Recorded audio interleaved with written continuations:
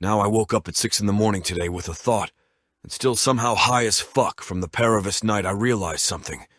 Or the lack of something. How hasn't the Splatoon series gotten a spin-off? Now seriously, like actually almost all major Nintendo franchise have had a spin-off. In fact, Mario, just 5 years after its first release, had its first spin-off game, Dr. Mario. That's if you don't count Super Mario Land, which I don't think counts. Zelda had its spin-off game 4 years after its first release, and you see a pattern. It's been nearly 8 years and we've had no spin-off game for Splatoon. And with Splatoon 3, most likely being the last mainline game for a while, I'm starting to expect the possibility of a spin-off. Now first, let's talk about when we might expect a spin-off. Then I want to talk about what my ideal spin-off would be. So the reason I think there hasn't been a spin-off yet is due to, I think, the mainline Splatoon games.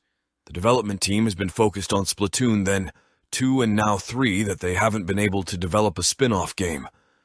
Now, a lot of times spin-off games are outsourced or developed by other development teams within the company. However, I think Nintendo wanted to focus on their mainline games first.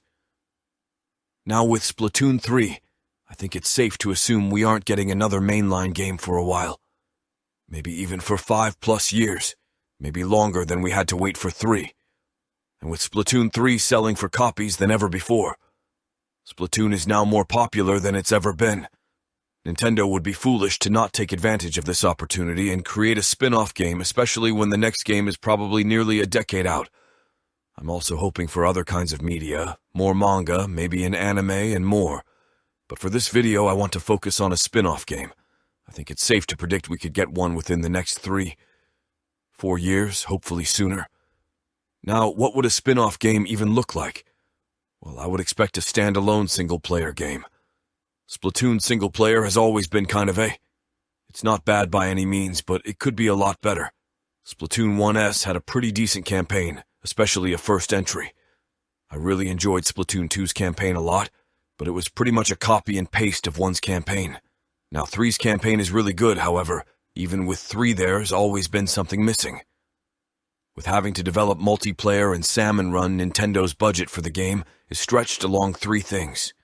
Now imagine what would happen if all the budget for a game was poured into a single-player story. Well, probably the best Splatoon campaign we've ever seen. An all-new campaign with different and new enemy types, new weapons, a new fresh and hopefully somewhat dark story, and probably larger levels than ever before. This would be a wet dream for lore nerds like me. I want to see the Great Turf War, more of what happened to humanity, and just more of the Inkling world in general. Nintendo has been teasing for the last few years areas outside of Encadia and the Splatlands. There is a whole world with other countries with their own conflicts going on at the same time Splatoon 3 is going on. I'd love to visit some of these locations, possibly in side order. Splatoon has so much potential as a franchise outside of the mainline games. For me, I just want more lore. I'd love for there to be a new manga series that's actually canon and takes itself somewhat seriously with actual stories, with stakes and risks. I know Nintendo can do it, but will they? Who knows? At this point, I'm happy for any scrap of lore we get. I just want this franchise to expand within the mainline games and outside of them.